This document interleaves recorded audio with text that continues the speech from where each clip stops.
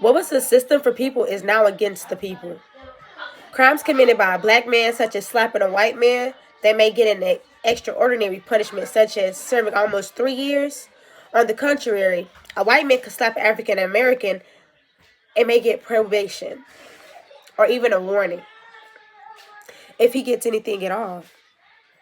The society lacks the true meaning of equality and making America great again.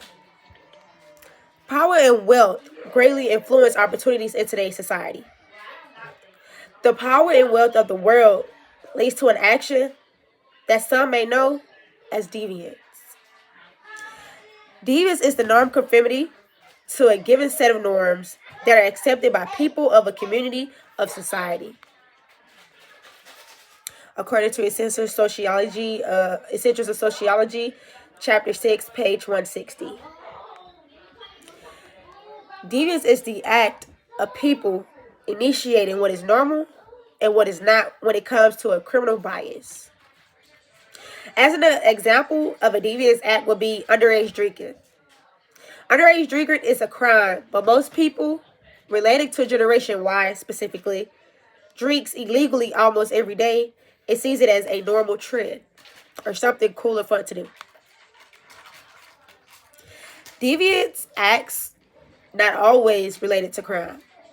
An example of this would be the excessive trend of foolish hairstyles and clothes, as well as joining a religious cult. We're going back to history. Many see America as one of the greatest countries on earth, but most are not educationally and historically informed on what America has done in order to uphold such a privilege of being great or superior. Most of the country's population are unaware that America was built off of the misery of others. Abraham Lincoln used his presidency powers after the Civil War to abolish slavery. It was known that slavery had finally ended January 1863. But all slaves were not yet free until the 13th Amendment was passed February 1st, 1865, 2 years after it was noted that all slaves were free. It was believed that the 13th Amendment was used to help end slavery. Blacks become no longer enslaved, but yet this amendment was designed to re-enslave African Americans as a punishment. The reality to this amendment was to incarcerate and enslave blacks at the end of slavery. People of higher authority proposed the 13th Amendment and used it frequently because it was the only way to enslave blacks, mostly the black man. Many black people were re-enslaved for minor offenses for prolonged periods of time. Some minor offenses would be walking through a white neighborhood at night or being found without an ID. White supremacists would make up charges and uphold minor offenses to its highest point just to incarcerate African Americans. This is where the process of free labor again comes into hand, that allowed other whites to become gradually rich off of free labor, off of the free labor of African Americans. The penitentiary was based on free labor, being titled as modernized slavery. Throughout the 1980s and the 1990s, drug war led to an increase in incarceration rates for black people. In the 1980s, crack epidemic suddenly and shockingly swept through the ghetto. Ordinary people, as well as blacks that were headed to be successful in life, became either drug dealers or drug addicts due to people outside of this region and community inserted these drugs into the ghetto or these communities. This situation broke up a lot of homes and families because majority of all African American men were incarcerated. And as known, most men are supposed to be the leaders, the providers, and the protectors of those households.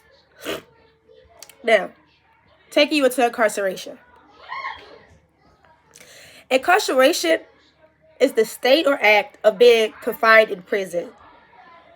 Incarceration first began in Philadelphia in the year of 1970.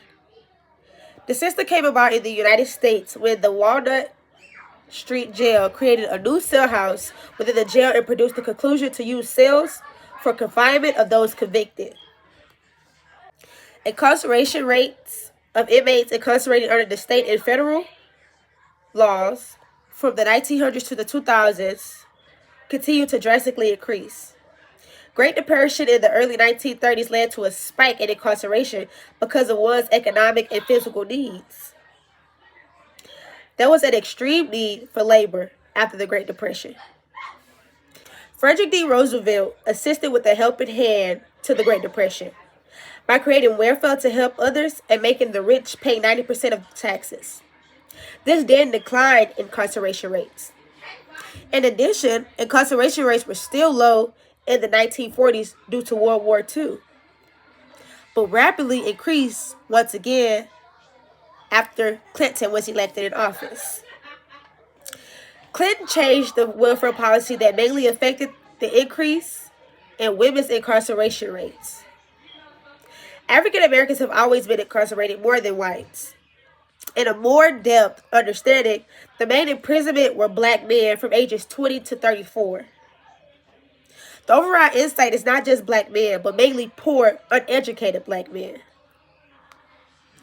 It's statistically shown that more than half of America's black prison inmates are functionally illiterate with little to no education.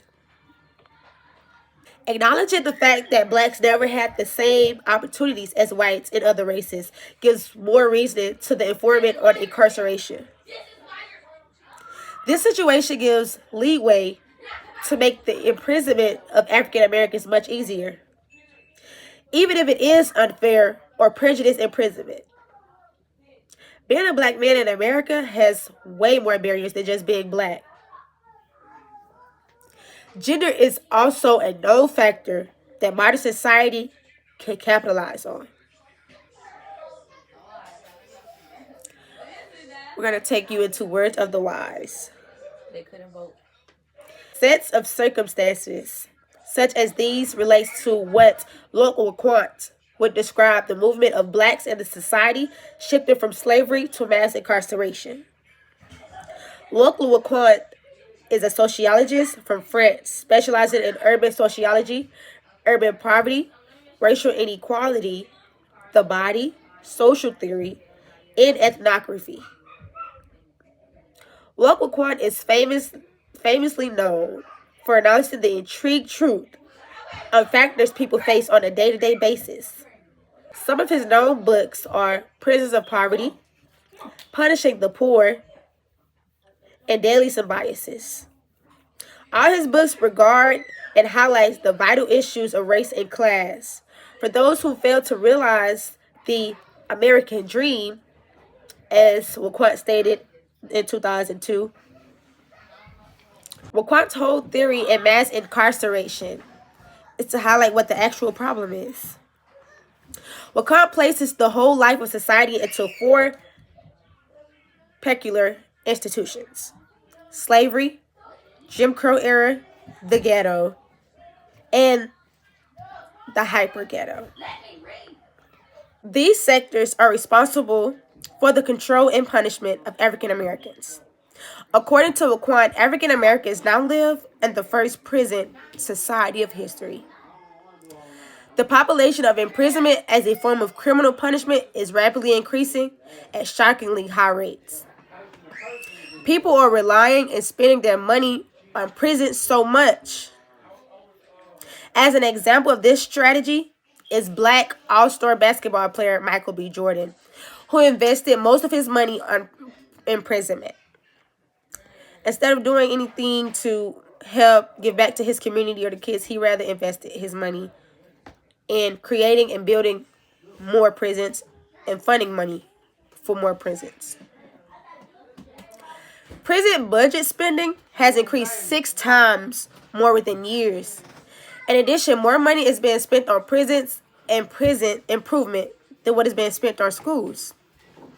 Waquan has now discovered that race is not the main problem anymore in society. Mass incarceration is increasing because of the overwhelming profit of America.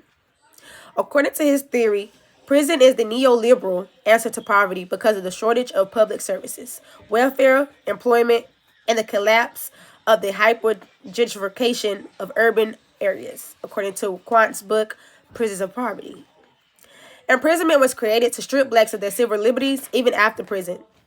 If a person is lucky to get relief from prison, he or she now walks around with the characterization of a felon on their backs, lowering their advantage in life even more. An example of this would be the right to vote and get certain jobs if you do have a felony. Conclusively, prison is not an implement set up for law enforcement. It has changed to something greater. A core political institution where neoliberalism, capitalist forms. Incarceration is a setup to wipe out African Americans, minorities. There's no longer any room for blacks within the capitalist society. The government doesn't need blacks anymore economically.